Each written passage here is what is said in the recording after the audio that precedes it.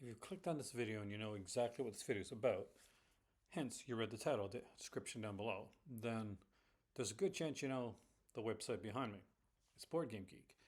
And for board game collectors, it's kind of, it's the place you go to. It's like Wiki for other things, but Board Game Geek is the go-to place for looking at reviews, finding up like links and all that type of stuff.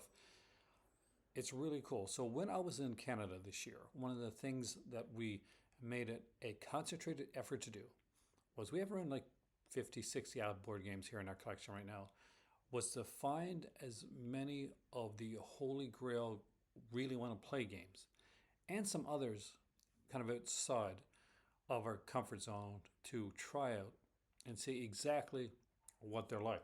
So right now, I have lucky number 13 board games to share with you guys right here in the Calder Cinema.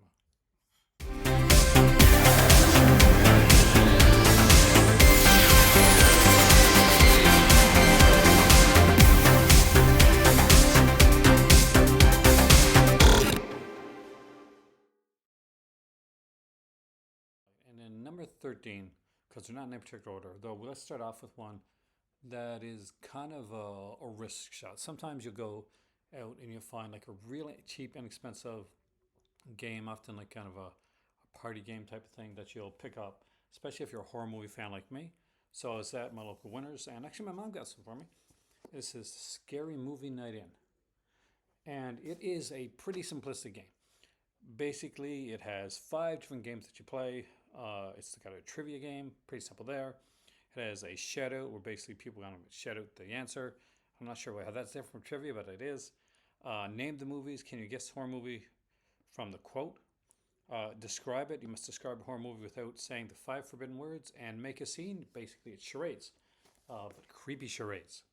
So with that one out of the way, let's get into some of the, and that'd be a really fun one actually. So I'm actually kind of glad my mom got me that because I'm a big horror movie freak. Let's get into the stuff that, and some of these here I'm gonna like preface them as things that if you collect games or gaming and like you need them in your collection. And let's start off with a really good. It's kind of a hidden role type of game. So basically, it's Night of the Ninja. So Night of the Ninja is a great game. Everybody plays. Well, there we go. But the thing is, everybody's given a card in which they have a clan, a secret ninja clan. Other people may be in your clan. Other people may be in a rival clan. The game actually, what's really nice about this game is it plays pretty quickly and pretty fast. It is a 4 to 11 player game, so make sure you have at least 4 players when you're playing this. Four, I guess 6 is optimum, but I say around 4 players is actually pretty good. 15 to 30 minutes for a game, and it really is. Like sometimes like games will say that, and they won't really be. This one really is. It's a shorter game. The cards and stuff look absolutely gorgeous. It's in a nice kind of smaller box, so it's easy to get, and it's actually fairly inexpensive. Now, in the same way that people used to have Monopoly back in the day, or if you look at a actually board gamer nowadays, you'll see Settlers of Catan in their collection. By the way, have Settlers of Catan.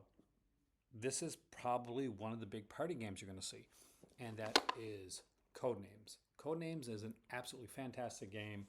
Again, it is a party game, so we're looking at from 2 to 8 players, and you can do for like serious co-op. You want to go for like 4 to 8. Basically, the premise of this game, it has 2 people that are the spy masters. There are 25 cards on the board, each with a corresponding word to them. You are going to take you as a spy master are going to try and give clues, 1 word clues, to your team so that they guess the code words that you want them to guess, and hopefully not guess the code words from the other team, giving them points. And above all that, there is the dreaded assassin card, and if anybody guesses that, it is game over immediately. Codenames is a great game. Again, it's a very fast game. It's easy to play 2 or 3 of those in a row without ever getting getting pretty. Now this one, I don't know if I can say the name of on here. It's not that bad, but it is Secret H, and H is in an infamous guy from history. You know what I'm talking about, right? And again, this is another secret identity game. I love these type of games. And in Secret H, by the way, I have one of the few left from its original run. So if you can get it with actual secret, the full name on there, congratulations, because they've been recalling it and changing the name a bit so that you don't see the name. And they're kind of like what Walmart does when sometimes when they like have like Satanic Panic. Remember they did that and it was just like panic. Yeah. So they've done that with this game. We got 5 to 10 players in this one here, and basically you've got to find and stop them. It is 1930s Germany. You have the liberals and the fascists, and there is a secret person that is trying to take over. Can you stop him? Are you him? And if so, can you stop others from finding out who you are and gain power? It is an absolutely fantastic, fun little game, and you don't take it too seriously. It's just a blast to play, and I definitely recommend it if you like secret indie games and if you just like fun games. Next up is one that's been around for a very, very long time, and that being said, it's still one you really should own. It's one you should really own. And this is the latest edition of it. Uh, the original edition of it had some mechanics that was good, but could still be worked upon. And I think that the mechanics in this game have gotten better, and there's been some serious improvements in it. And it is Cosmic Encounters. I think this game has been around since probably the 1980s. It's an older game, but look at this here. But it is obviously it has been made to look absolutely stunning, and it's a great game. Basically, what it is you each have an alien race and planets that you're protecting. Meanwhile, what you're doing is taking your spaceships and going out to attack other planets. You can get with players, and they can join you and help you attack another planet for maybe for a fee, or maybe just to make an alliance. And be careful though, because your allies may become your enemies just like that. It's an absolutely fantastic game. As far as players in this one here, I want to remember. I want to say remember, but I don't. It has 3 to 5 players. It's a great game. I really recommend it. It is a bit on the pricier side, but if you can get this one on a good price, I would 100% say grab Cosmic Encounters. Same with the next one I'm going to show you right now. This one's a bit harder to explain, but it is Wavelength. Wavelength is a really fun game. And how fun is it? Well, I had to order this one in. It was so popular. I tried 2 other gaming shops that didn't have it. I tried an escape room that had like a small gaming section. And within the gaming section, one of the games that they had there was Wavelength. I saw it on their website, but I didn't see it in their store. It's because it was always sold out. That's one of 2 games that I had to order from them. Pretty much Wavelength is again another party game with 2 to 12 players. I say it works best with around 4 or over, but you can easily do it with 2 players. And they compete to read each other's minds. So on the spectrum from hot to cold, for instance, you give your teammates a clue. It could be coffee. And your teammate has to turn the dial to where they think the spectrum is located, right there. Now, the rival team, they're going to get a chance to guess if if the spectrum is a little bit more to the right or a little bit more to the left. Because if they get it right on and you don't, they're taking those points away from you. It's a little bit hard to explain, but it's very easy to play and very fun. And it's a gorgeous looking box. I definitely recommend Wavelength. I don't think there's much here that I'm not going to recommend. As in, like, everything that I've shown you so far are things I think absolutely are must. Like when I've said they're must to go into your collection. The next game that I had to pre-order, and the last game that I was able to pick up, was this one right here. And it is Deception Murder in Hong Kong. It is another fantastic game. And if you're a fan of games like Mysterium, for instance, you're probably gonna really like this one. I really like this one. It has runs around 15 to 30 minutes, so it's not a long game, and with around 4 to 12 players. You have one person that's playing the one player is the murderer. You have forensic scientists that are trying to suss out who the murderer is, and there's a lot more fun to it. But definitely just go check out a video on this one. You'll probably get addicted right away. It's one of those really kind of fun, clever games that you really want to check out. An ultimate must for any party person if you're board gaming, and it's something that you're probably going to break out, especially if you're having a drink or you're just with a bunch of friends and you want to just laugh and have a lot of just kind of silly fun. Then you want Telestrations. Why Telestrations? It's kind of like telephone meets Pictionary. Actually, it's exactly that. See, everybody gets a little notepad to draw on. They also get a card with their clue on it. Now you're going to draw, you're going to have 30 seconds to draw your clue, to draw what the clue you've been given. But it doesn't end there, because you're going to slide your notepad over to the next person. They're going to see not your clue, but your picture that you drew. Try to figure out what that picture is and draw their own version of it. Then they're going to take that, slide it over to the next person who aren't going to see your picture or your clue. They're going to see the next person's picture and try to figure out what it is and draw their version of it, etc., till every notepad has gone around to everybody. It's a lot of fun, and it is really kind of cool and silly when you realize, okay, man, especially if you can't draw, or even if you're a really good drawer, it can be even worse. But you can be playing the game and realize, man, I did not know this was going to be so fun. And where the hell did you get that from? That's not at all. I just drew a car. Why am I seeing a coffee pot? Telestrations is exactly like that, and it is so much fun. Next up is one from the world of Dixit. The Dixit game is absolutely stunning, but if you want like a faster and, in my opinion, a better, because this isn't Dixit, it's in the world of Dixit. If you want a slightly more gorgeous game, pick up Stella. Now, here's the thing. If you really like Dixit and you've got Dixit, I still say pick up Stella. If you like Stella really a lot and you played it a bit, down the road, pick up Dixit. They're not the same game. People often get them confused because they're in the same universe and think they're the same game. There's different game mechanics for both of them. Before I get you confused even more, just know that the neat thing about this is the cards in here can be used with both games. One of the nice things about a game like this is the beauty of the cards, and the cards in this game are absolutely stunningly beautiful.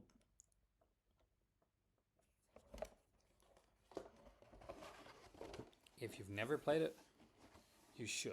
If you've never played either Stella or Dixit, which one to start with? I start with Stella, but eventually you're going to want them both. All right, we're getting into some branded gaming right now, and we start off with one that I was going to jokingly get until my better half, who knows a lot more about board games than I did, messaged me and she said, "No, you really got to get that. That's supposed to be a really good game." So this is Ravensburger, and Ravensburger put this. No, this Funko did this one. Okay, sorry, Funko put this one out, and this is Fast and Furious Highway Heist. It is I think this one's a co-op game. This one I haven't played yet, but it is supposed to be an amazingly game. There's 3 different game scenarios here. There's the tank assault, the semi-heist, and the chopper takedown. If you're a Fast and Furious fan, or you just like to play kind of fun, more actiony, like a branded board game that's actually good with 2 to 4 players, here you go, Fast and Furious. Now we are really going to get to a Ravensburger game. It's a German company, and right here it is Jaws. Yes, Jaws. Remember back in the day when you would see like a branded board game of a franchise or a movie or something, it would suck? Well, not Jaws. Jaws is a great game, And it's not just a really cool game, it's a game that is played in two separate acts. In the first act, you're playing it at Amity Island, and you have people that are playing the three main characters of the film, like Quint and Brody and Hooper, and do you have one person that's playing the shark? So you got an aspect of the hidden movement game. So if you know like board games like Scotland Yard or Sniper Elite, yes, Sniper Elite's not just a video game, it's a board game too, and a really good one too, by the way. Then you're gonna understand a bit of what you're gonna get with Jaws here. And if you ever played a Ravensburger game before, then you're because Prospero Hall did this. You're really gonna understand the kind of the mechanics with this. I think Prospero Hall does some really great mechanics with their games. And after you go through the entire first act of the game, you stop, you flip that board around, and all of a sudden you are on the Orca shark against the three main stars of the film. Who's going to win out? It's a battle to the end. Jaws, for anybody that likes just fun games, it is a great one. It has 2 to 4 players, and definitely recommend it. Presentation is amazing on this game. And when I wasn't quite sure about this game, there was a game that really did make me sure about this, because last night I played 2 games of Horrified. This was also put out by Prospero Hall. So I can tell you right now, the game mechanics on this one on here, I gotta fix are absolutely fantastic. And yes, you can see that. See the box, the way this one. For Horrified, it's just when you take it off. That's one shape. Then you see all the different monsters you're going to be fighting.